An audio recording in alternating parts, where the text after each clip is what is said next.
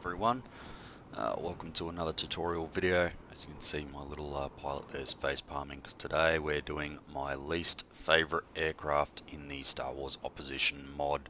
It is the Alpha 3 Nimbus class V-Wing Starfighter.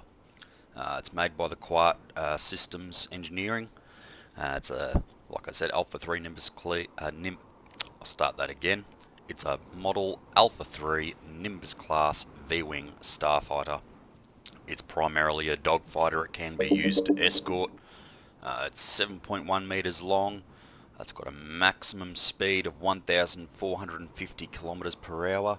It has no hyperdrive and needs an astromech droid to function properly. It can use a hyperspace transport ring. It's equipped with 2 dual rapid-fire laser cannons on either side of the ship.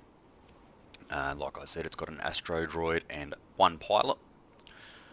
Not much about this really, other than it was really used as an escort and a dogfighter. Had no life support systems, no shielding, lightly armoured. This was sort of like a precursor to the TIE Fighter and the Galactic Empire's role of more cheap fighters. So instead of having fighters like the ARC 170, where they were really expensive to build and manufacture and required 3 people and an astro droid, so extremely expensive to run and build. This was extremely cheap to fly, extremely cheap to pilot, and extremely cheap and quick to build, so they could mass produce, and the theory was more is better than quality. So instead of having quality dogfighters, you would swarm your enemy in numbers. Alright, let's have a look at this wonderful vehicle. So as you can see, the V-Wing got its name by its wings on the side here. When we take off, these wings will open and they will sit in a vertical position, making a V shape, and that's how it got its name. The cockpit is incredibly cramped. It is very small in there. There's not much to look at.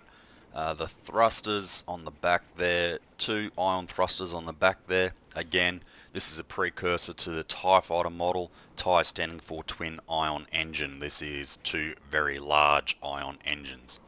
Now I'll say this before we take off. This tutorial might take a few goes. I'm not a fan of how this ship handles at all, and you'll see why when we hop in. Alright, here's the cockpit. Like I said, very cramped. You've got a good field of view. Now, mind you, this is while the wings are down. Once those wings open up, everything over my left and right shoulder, I won't be able to see anything over it. Alright, let's fire it up. I will give this one thing before I fire it up and you can hear me clearly. It has an excellent ignition sound. Love that noise. Now, this is actually capable of going Mach 4. I haven't tried yet, but it can go Mach 5. Once you reach Mach 4, the ship starts to shake pretty uncontrollably, and it's very hard to slow it down again. We might break the sound barrier once and then slow back down again. Its maneuverability speed is around 400, 300, but it doesn't like sitting there. It's a very nice looking model. I will give it that. It's a very nice looking model. It's a shame it doesn't function very well.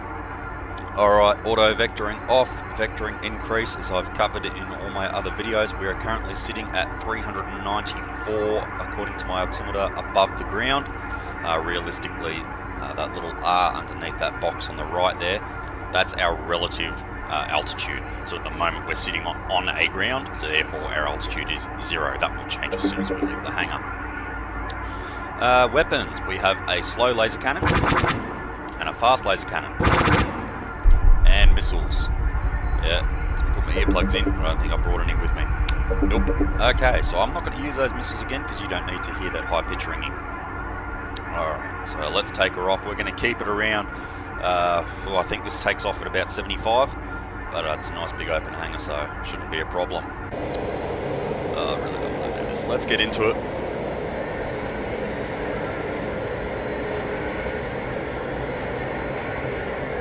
I'm tapping stuff and you can see how sensitive it is. So we'll open up those wings like I said. There you go. Decrease the vectoring. And look at that. I'm not touching the keyboard and my nose is going up. Not touching it. This is what I was talking about before. So I'll turn the vectoring all the way off. Start to slow down. Now, my throttle's at 18 and I am still climbing in speed and I'm trying to keep the nose up at this stage. No throttle. Yeah. Alright, promise is a promise. In fact, I might just mark that acclimator on the map so I don't lose it. Let's do it. Going full throttle. I won't even need the afterburner. We'll get there. Mark my words. We're even climbing. We've got a high rate of climbing. We're still accelerating. There we go. We're approaching Mach 1 now.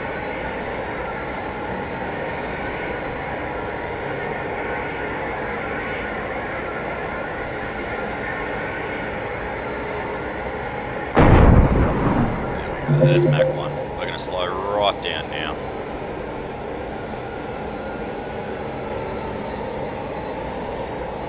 Try and use slight manoeuvres. You don't want to turn this too steeply, or like I said, you're gonna end up in the water. Just watch your altitude as you slow down as well, because this likes to drop out of the sky without much warning. Not much to say about this. Like I said, it is a dogfighting ship. That's really what it was used for. It was a dogfighter. We don't use this too much in the server, but if you do want a challenge on flying something, this or a Delta 7 or a ETA-2 Jedi Starfighter, these smaller ships are a challenge. They really are. Can't say much more than that. They don't like flying, don't like to be flown. You'll find yourself constantly tapping S to keep this thing in altitude. That's really all I've got to say on the matter, so return it back to the Venator. The less time I spend flying this thing, the happier I am.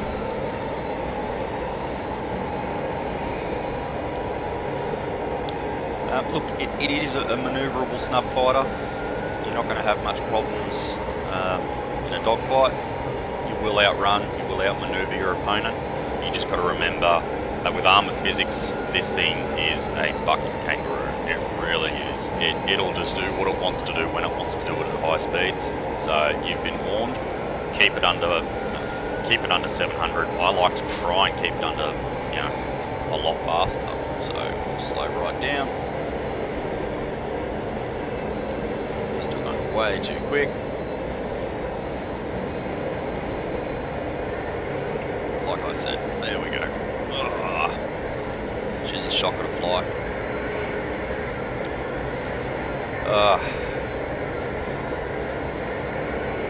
Yeah, that was very unprofessional, and I'm sorry that looked like that. This is not the nicest thing to fly. So we'll drop the gears down now. Slow our climb rate. This is all, again, a lot like the very first lap video. Because it's so light, you want to use minimum keyboard. I don't want to be slamming down a button for too long. There we go.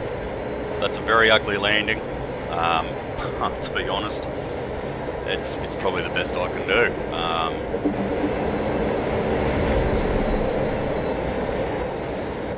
So, this is the lat.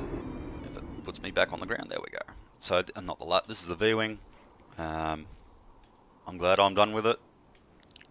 Like I said, we don't use this very often in the ops, but if you do want a challenge, good luck to you. Alright, thank you very much for watching.